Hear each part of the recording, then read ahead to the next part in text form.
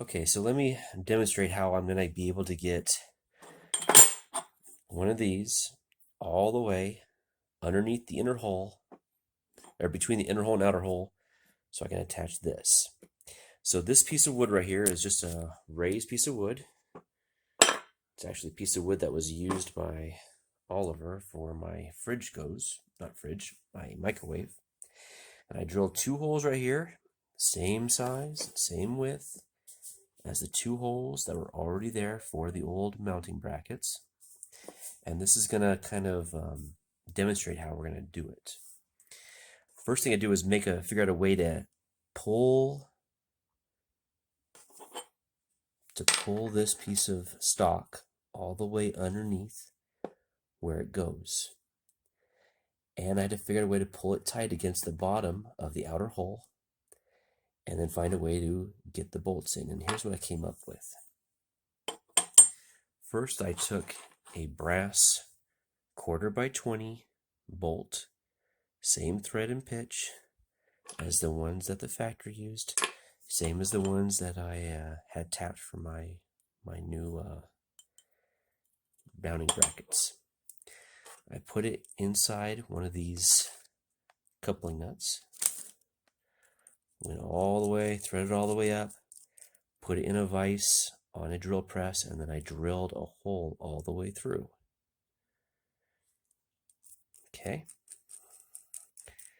That's going to allow me to put a string through there, the same string that I'm going to use to pull the bracket in. And I just got some of this premium braided mason twine right here from Home Depot. All I gotta do is put this through, if it'll go. Now I gotta thread this rope through this hole. The trick here is to cut it at a 45 and then use a lighter, just any old lighter,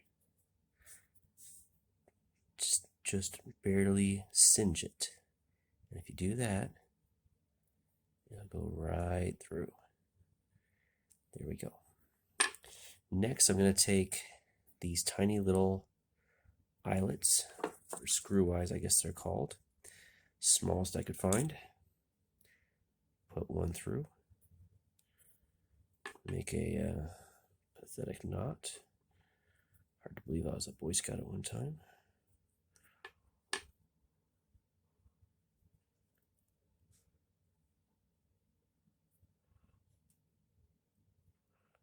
There we go. Good old square knot will do.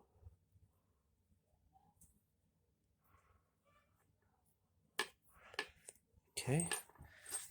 And I already put one on the other side. So now I have these 2 little eyelets. And the reason I got the smallest ones is because they're going to go through the holes on the top of the trailer. To make them fit, I'm going to just scrunch them down a little bit. There we go. Don't do perfect, just to be good enough. Again, I'm only sacrificing these right here to demonstrate it, because I know other people probably have the same problem I do. Okay, so now here they are, horribly crunched. We're going to feed them both through there. So now they're going to be on the inside between the double holes.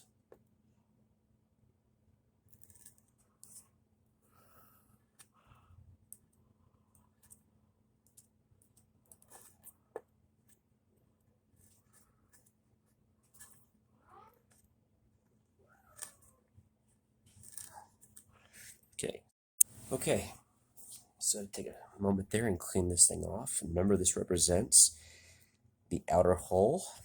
It has a space here, and right here would be the imaginary inner hole, and this is the gap, the famous air gap that gives the Oliver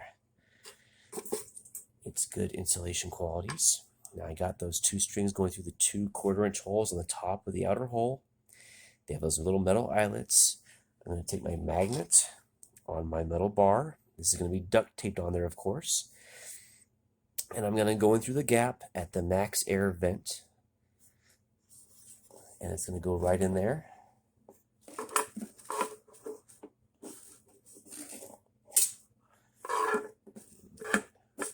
These are going to find here.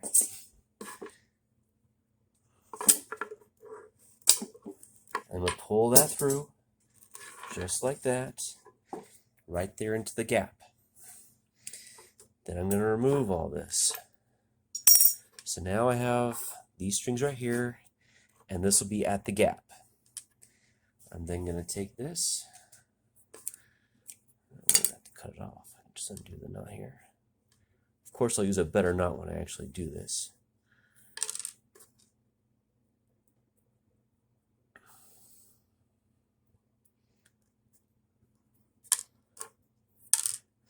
Then I'm going to take my plate. Now it's very important that on your plate you have really good radius to receive the bolt. So my first attempt, I actually used a wider plate, and I just used some epoxy and a little bit of fiberglass, and I put that on there, and these came out terrible looking.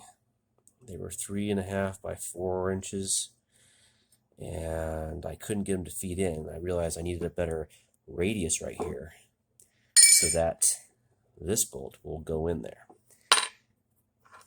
So I'm going to have the string attached as a backup, so I know where it is too.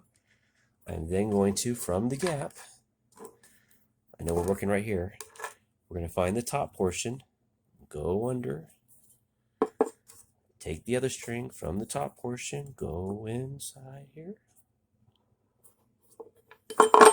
and we're just going to tie this off.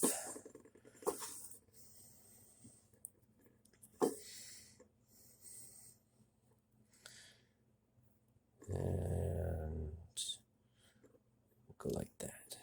Nope, wrong way.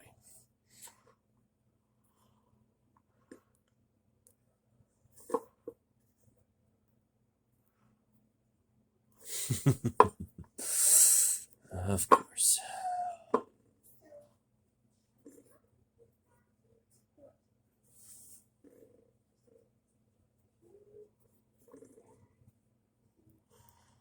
Okay.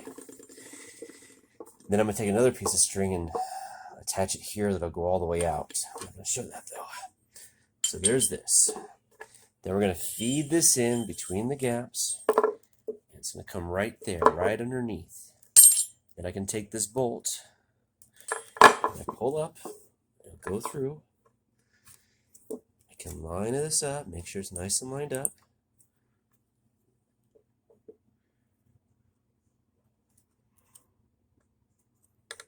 Okay, we're going to keep our tension on there. Put this through, and all you got to do is get one side started. Okay. So now that brass is started, it's off there. If you look underneath, it's just like that. It's got that going on. So now it's going to be safe for me to remove the rope. And again, I'm going to have another piece of string attached to this one, going all the way out. I'm going to leave like one of these tails long enough. Then I can undo the nut, whichever side, and I can pull the string out. Okay, now this should be held on right there, holding on the nut. And it got messed up because of whatever reason. Here's the thing, if I need to spin it, I can spin it. Just gotta find the hole on the top.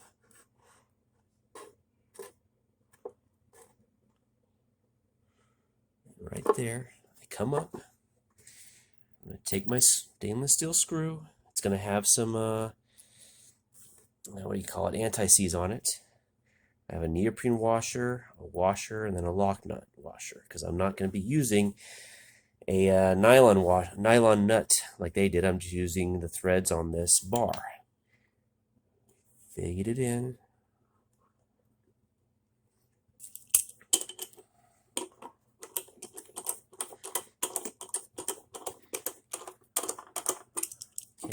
and then you'll be able to see this.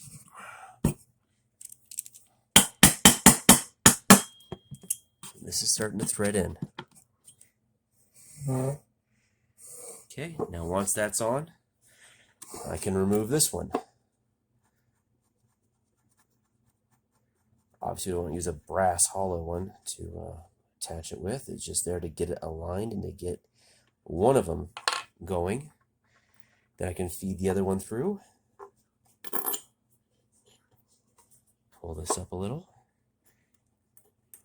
Go in. And then you'll see, there it is. It's attached. Then I just gotta crank these down. And of course, this will already be in place, mind you. I'm just doing this for demonstration to show how I'm going to get this bolted on. But once you have that plate, and once you get one of them bolted, you just align it, and you get the other one on there.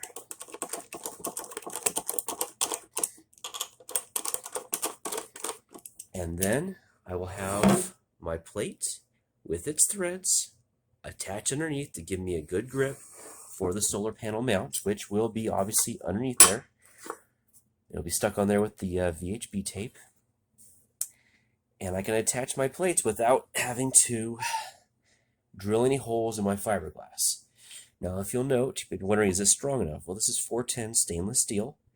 It's magnetic, which I wanted in case I have to drag it out or kind of maneuver it over some wires. I'll have the metal stock there to help me do that. It's also a 1/4 inch thick, which is the same diameter of a typical nut for a 1/4 by 20 thread. So I see no reason that the strength was going to matter. I think it's going to be stronger than what was there previously, and it should work.